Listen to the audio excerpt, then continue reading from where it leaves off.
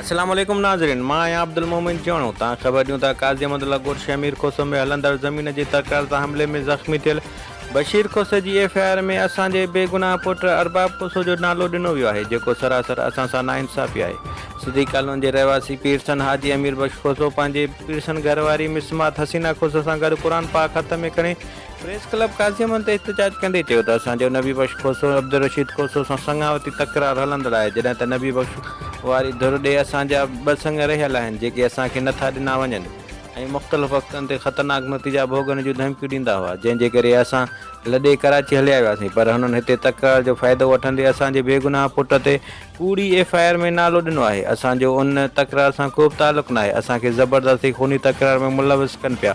हुननि चयो त वज़ीर आला सिंध, IG सिंध, SSP शहीद बि नज़ीराबाद, SHO काज़ी अहमद समेत ॿियनि वसारनि खे अपील था करियूं त असां सां इंसाफ़ करे असांजे पुट अरबाब खोसे जो नालो केस मां ख़ारिज करे असांखे तहफ़ुज़ फराहम कयो वञे।